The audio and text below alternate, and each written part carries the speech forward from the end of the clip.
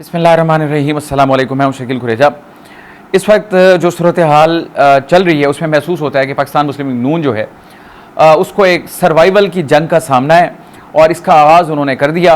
और नुक्ता आगाज़ उसका जो था वो मरीम नवाज़ साहिबा की तकरीर है और जो दीगर महाज हैं जो उनको हॉन्ट कर रहे हैं, मुँह खोले खड़े हुए हैं, किस किस महाज से कैसे कैसे वो बचेंगे, ये उनके लिए दर्द सर बन गया है। और मेरा ये ख्याल है कि उन लोगों की नून लीग की जानिब से बिलाखिर ख़ुद मैदान में उतरने का फ़ैसला कर लिया गया है। और मैं अब उनके लिए जो महाज हैं वो आपके सामने रख देता हूँ। सबसे अहम महाज उनका जो जिसका आगाज़ हुआ है, प्रॉब्लम जहाँ से बनी है, वो तो सुप्रीम कोर्ट का फ़ैसला है।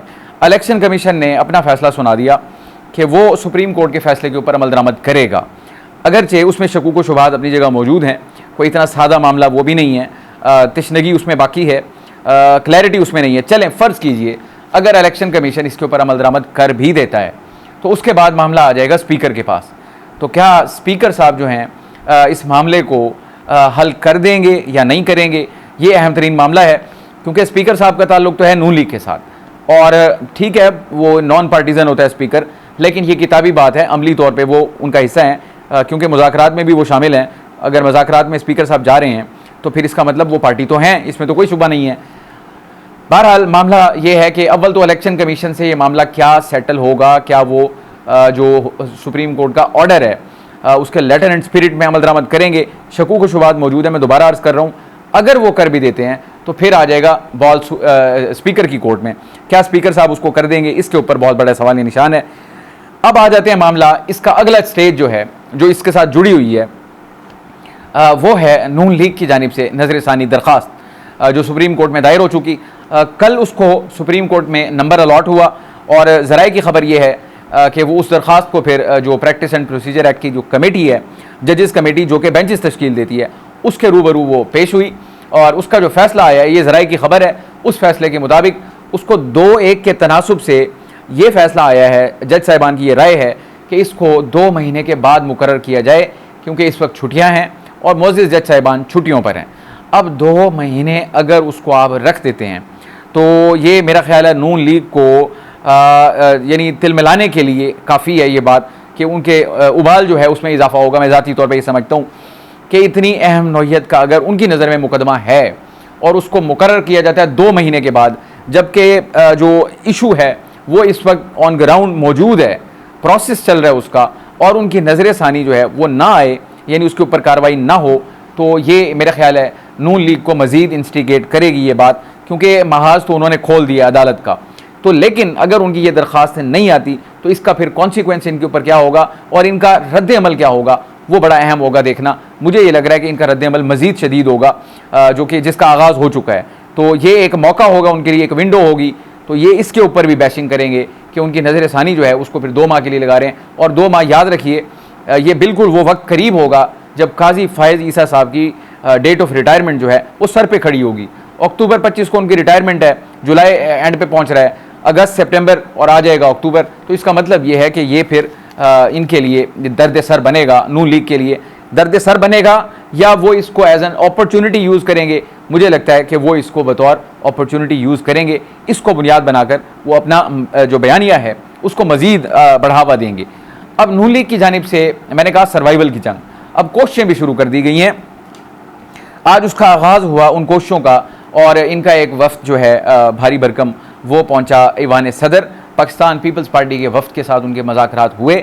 और उसके अंदर एक तो जनाब स्पीकर साहब ख़ुद मौजूद थे, इसहाक डार साहब थे, राना सनाउल्लाह साहब थे, और इनके साथ अटर्नी जनरल भी थे, जबकि दूसरी तरफ से शहरी रहमान थी, साबिक़ वज़ीर-ए-आज़म राजा परवेज़ अशरफ और नदीम अफसल चंद साहब थे, और दीगर लोग भी थे। इनकी ये मुलाकात हुई और मुलाकात के अंदर 2-3 मौज़ूआत हैं। ओवरऑल पॉलिटिकल जो चीज़ें हैं वो तो डिस्कस हुई, लेकिन उसके साथ जो बुनियादी नुकता है वो 2 हैं, मखसूस नशिस्तों का इशू और पाकिस्तान तहरीक इंसाफ के ऊपर पाबंदी।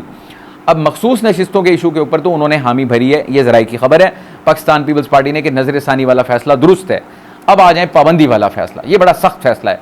पाकिस्तान पीपल्स पार्टी जो है बहुत सारे अदवार में बहुत सारे मराहिल से गुजर के आई है वो, तो इसके ऊपर उन्होंने ये कहा है कि वो इस मामले को लेके जाएंगे अपनी CEC के पास, सेंट्रल एग्जीक्यूटिव कमेटी, और वो तमाम जो अरकान हैं उनकी राय लेने के बाद इसके ऊपर अपना कोई जवाब दे सकेंगे। तो उन्होंने उनसे वक्त मांग लिया है। वक्त अगरचे है बड़ा लिमिटेड, पाकिस्तान मुस्लिम लीग नून जो है उसको जल्दी है और पाकिस्तान पीपल्स पार्टी का जो फैसला होगा मेक और ब्रेक वो यहीं से होगा। अगर पाकिस्तान पीपल्स पार्टी ने इसकी हिमायत ना की तो नून लीग के पास कोई जवाब बचेगा नहीं इस अमल को आगे लेके चलने का। उसकी वजह यह है कि पाकिस्तान पीपल्स पार्टी की सीटों की बुनियाद पर ही इनकी हुकूमत खड़ी है। तो प्रैक्टिकली अब जो पाबंदी का फैसला है, जो हुकूमत का इरादा है, जिसका वो इजहार कर चुकी है, उसकी जो कुंजी है मैं ज़ाती तौर पे समझता हूँ कि वो पीपल्स पार्टी के पास है। अगर पीपल्स पार्टी ने हामी भर दी तो ये इसमें वज़न पड़ जाएगा बहुत ज़्यादा, और अगर उन्होंने हामी ना भरी तो नून लीग जो है इस इशू के ऊपर बिल्कुल बेवज़न हो जाएगी। तो देखते हैं पाकिस्तान पीपल्स पार्टी इसके ऊपर क्या फ़ैसला करती है, नज़र रखेंगे, इस खबर से आपको आगाह करेंगे। दोबारा बता दूं, पाबंदी लगेगी नहीं लगेगी उसके अमल का जो आगाज़ होना है उसकी कुंजी इस वक्त आ गई है पाकिस्तान पीपल्स पार्टी के पास। उन्होंने वक्त मांग लिया है, फैसला उनका अहम होगा, जो भी होगा वो हम आपको ज़रूर उसके ऊपर आगाह करेंगे। अलबत्ता दबे लफ्ज़ों में और इधर उधर उनका एक मौक़िफ़ ज़रूर है कि पाकिस्तान पीपल्स पार्टी तहरीक इंसाफ के साथ जो कुछ हो रहा है इसकी ज़िम्मेदार वो खुद है, उसको सियासी जमात वाला रवैया इख्तियार करना चाहिए। ये तो अमूमी बातें हैं, लेकिन अब बात है स्पेसिफिक पाबंदी की, और हुकूमत बिल्कुल तैयार है और बड़ी कन्विंस्ड है। आज भी उनके वज़रा का यही मौक़िफ़ है कि उनके पास मुकम्मल और नाकाबिल तरदीद सबूत मौजूद हैं जिनकी बुनियाद के ऊपर इन पर पाबंदी बिल्कुल लग सकती है। देखना होगा कि क्या पाकिस्तान पीपल्स पार्टी को इन्हीं सबूतों की बुनियाद पर वो कायल कर सकते हैं कि आया ये पाबंदी जो है लग जाएगी, ये देखना अभी बाकी है। आ जाएं जनाब एड हॉक जजेस की तरफ। ये सब के सब मामला जुड़े हुए हैं हुकूमत के साथ। हुकूमत, अगर मैं बिलउमूम और बिलखुसूस जो है वो नून लीग के साथ, उनका सब कुछ दाव पे है। अब उनकी सियासत भी दाव पे लगी हुई है, हुकूमत तो है ही है, चाहे वो पंजाब हो चाहे वो विफाक हो, ये सारी चीज़ें। एड हॉक जजेस के ऊपर भी यानी ये एक मूव थी, अगरचे वो जस्टिस काजी फाइज साहब की है, आइनी तौर पर ये उनको इजाज़त है, वो ये काम कर सकते हैं, लेकिन उसमें भी सेटबैक का सामना करना पड़ा है। सेटबैक ये था, नाम तो तजवीज़ किए गए 4, यानी कि 4 जजेस लगाने का इनिशियली उनकी जानिब से एक तजवीज़ आई। उसके बाद एक जज साहब ने माजरत की, फिर दूसरे ने की, फिर तीसरे ने की। आज जो इजलास हुआ जुडिशल कमीशन का, उसके अंदर 2 जज साहिबान जो हैं उनके नाम की मंजूरी दे दी गई। एक सरदार तारिक मसूद साहब हैं और उसके अलावा जस्टिस रिटायर्ड ये जो हैं मियाँ खेल साहब, उनका जो है वो नाम इनकी मंजूरी दे दी गई है। मज़हर आलम मियाँ खेल साहब की, इन 2 नामों की मंजूरी दी गई। लेकिन अब इनिशियल जो तजवीज़ थी वो 3 साल की थी, लेकिन जुडिशल कमीशन ऑफ पाकिस्तान ने 1 साल की मंजूरी दी है। ये एक और सेटबैक है, यानी कि आपने 3 साल तजवीज़ किए थे, ख्वाहिश है जो भी एजेंडा होगा, जो भी प्लान होगा, उसको एक धचका लगाए कि अब वो 1 साल पे आ गई। तो ये मैं समझता हूँ ऑब्वियसली ये सारी चीज़ें जुड़ रही हैं कहीं ना कहीं 2/3 अक्सरियत के साथ। तो ये एक सेटबैक है। बहरहाल वहाँ से भी फैसला आ गया। मरीम नवाज़ साहिबा जो हैं उन्होंने डायरेक्ट बिल्कुल बग़ैर लगी लिपटी के चीफ जस्टिस, माज़रत चाहता हूँ, मोअज़्ज़िज़ जज साहिबान जो हैं सुप्रीम कोर्ट के, उनको मुखातिब करके जो उन्होंने बातें की हैं, मैं ये समझता हूँ कि ये मतलब एलानिया जंग है। मैं कुछ इक़्तिबासात रख दूँ आपके सामने, 2-3 पॉइंट्स। उनका मरीम नवाज़ साहिबा का ये मौक़िफ़ है कि मैंने कुछ गुज़ारिशात पहले की, 2-3 पॉइंट्स और हैं उनके जो उन्होंने बराए रास्त कहे हैं। उनका ये मौक़िफ़ है, सुप्रीम कोर्ट का फ़ैसला, सुप्रीम कोर्ट का ये यानी मखसूस नशिस्तों वाला फ़ैसला डिस्टेबलाइजेशन की कोशिश नहीं तो और क्या है। यानी सुप्रीम कोर्ट का जो फ़ैसला है वो डिस्टेबलाइज करने की मुल्क को कोशिश है, यानी ये उनका डायरेक्ट इल्ज़ाम है। आगे वो कहते हैं कौम के मुजरिम को लाने के लिए आइन को रीराइट कर रहे हैं। फिर वही बात, 2 बातें हैं इसमें, इमरान खान को लाने के लिए जज साहिबान कोशिश कर रहे हैं और आइन को रीराइट कर रहे हैं, यानी कि खिलाफ आइन काम किया गया, आइन की खिलाफ वर्जी की गई इमरान खान को लाने के लिए। ये मरीम नवाज़ साहिबा का मौक़िफ़ है जो कि बड़ा सख्त है, जवाब देना पड़ सकता है। और मुझे ऐसा महसूस होता है कि अंदर इनके ऊपर दबाव बढ़ेगा और हो सकता है ये जवाब आए। और अगर मैं ज़ाती तौर पे ये समझ सकता हूँ, एक अदना सहाफ़ी के तौर पे, सहाफ़त के तालिब इल्म के तौर पे, तो क्या नवाज शरीफ साहब को ये नहीं पता, क्या मरीम साहिबा को ये नहीं पता कि जो बात वो कर रही हैं उसका कॉन्सिक्वेंस क्या होगा। उन्होंने डेफिनेटली कॉन्सिक्वेंस को मद्देनज़र रखा है और मैं एक स्टेप फर्दर जा रहा हूँ।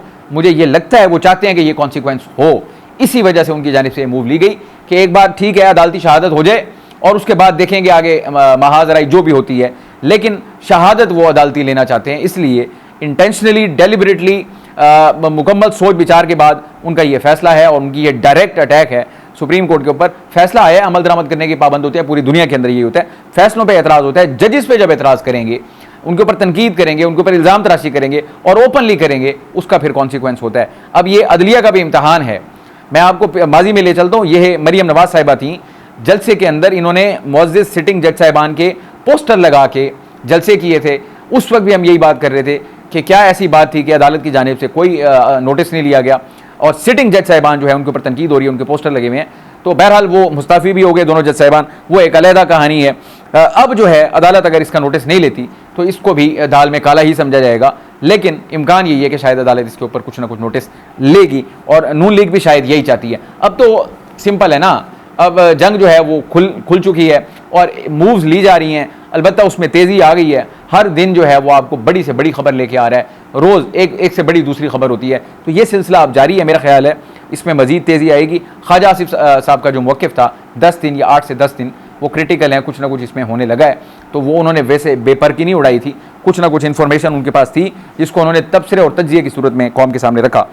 अब आगे मरियम साहबा कहती हैं अकल नहीं मानती इस फैसले को, यानी ये फैसला ऐसा है जिसको अकल नहीं मानती कि तहरीक इंसाफ ने जो इनसे मांगा भी नहीं वो भी मिल गया और ट्रे में रख के दिया। यानी कि इस पॉइंट पे तो मैंने लीगल माइंड से भी बात की, इस बात पे जैसे सबका इत्तफाक है, चाहे वो मुखालफीन हो या इनके हक में हो, कि फैसला जो है सुप्रीम कोर्ट का वो अटल होता है, वो इसलिए होता है कि उस पर अमल दरामद किया जाए, सबका इत्तफाक है। लेकिन इसके साथ इस बात पे भी सबका इत्तफाक है कि सुप्रीम कोर्ट भी एक स्टेप आगे गई, और आगे जाने से मुराद ये है कि रीराइट करने वाली बात, कि आप एक कदम आगे गए, जो दरख्वास्त गुजार नहीं है आपने उसको वो जो है उसको रिलीफ दे दिया, जो दरख्वास्त गुजार भी नहीं है। आमतौर पर अदालत कहती है कि जो मुकदमा सामने है उस पर बात की जाए, उसी पे बात होती है। अदालत बड़े सख्त सवालात होते हैं, इधर उधर नहीं जाने देते, रोक सकते हैं, लेकिन अदालत खुद वहाँ चली गई। अब ये अलहदा बात है कि 11 मुअज़्ज़िज़ जज साहिबान जो हैं उनका ये मौक़िफ़ था कि पाकिस्तान तहरीक इंसाफ का जो यानी तशरीह वाला मामला था, बल्ले के फैसले वाला, वो इलेक्शन कमीशन ने गलत किया, उसकी इन्होंने इस्लाह कर दी, जो कि वहाँ पे मेरा ख्याल है प्रेयर नहीं थी। बहरहाल जज साहिबान की विजडम है, फैसले के ऊपर तनकीद हो रही है, दो ही पहलू हैं उसके। अब ये अड़े हुए हैं नून लीग वाले, वो ये कहते हैं कतई तौर पर नहीं, ये आइन की रीराइट कर रहे हैं, और वो ये कहते हैं कि अगर ज़रूरत पड़ी जो भी, यानी इधर दिस वे और दैट वे, तो वो आइन के साथ खड़े होंगे। आइन के साथ खड़े होने से मतलब ये है कि वो कह रहे हैं कि फैसला जो है वो गैर आइनी है और हम आइन के साथ खड़े होंगे। इसका मतलब ये है कि वो सुप्रीम कोर्ट के साथ फिर जंग जो है उसको कबूल करेंगे, उसका उन्होंने अपनी तरफ से ऐलान कर दिया। तो ये कुछ गुजारिशात हैं जो हमने आपके सामने रखी। अब इसी के ऊपर एक तबसरा जो मैं आपके सामने रखना चाहता हूँ वो है सुहेल वड़ाइच साहब का, और वो बड़ा अहम तरीन है। उन्होंने ये कहा, मैं उनकी बातों को बड़ा यानी वज़न देता हूँ, बहुत बड़े मंजे हुए सहाफ़ी हैं, बड़ी उनकी प्रेडिक्शंस दुरुस्त भी साबित होती हैं, विजडम है पॉलिटिकली। उनका ये मौक़िफ़ है कि इस मौजूदा सूरत हाल के अंदर उनको सानहा होता नज़र आ रहा है। उसके ख़त-ओ-ख़ाल क्या होंगे और उसका जो नताइज होंगे वो क्या होंगे, उसकी शक्ल क्या होगी, इसका तयन होना बाकी है। लेकिन हादसा जो है वो उनको होता हुआ सानहा वो नज़र आ रहा है। हादसा कहें, सानहा कहें, हमारी तारीख़ भरी पड़ी है, घूम के दोबारा हम वहाँ पे आए हुए हैं, और नून लीग जो है उसको बयानिए की तलाश है और उसका आगाज़ उन्होंने कर दिया है। उनका बयानिया अब होगा एंटी जुडिशरी, इसी के ऊपर वो मुसलसल स्ट्राइक करेंगे और वो उसको कर रहे हैं, उसका आगाज़ हो गया है। देखते हैं सूरत हाल आगे क्या रुख इख्तियार करती है, आपको ज़रूर आगाह करेंगे। आप हमारी वीडियोज़ को लाइक कर सकते हैं, चैनल को ज़रूर सब्सक्राइब करें और अपना फीडबैक कमेंट के ज़रिए आप हमारे साथ शेयर कर सकते हैं। आपसे इंशाल्लाह कल मुलाकात होगी, इजाज़त दीजिए, अल्लाह हाफ़िज़।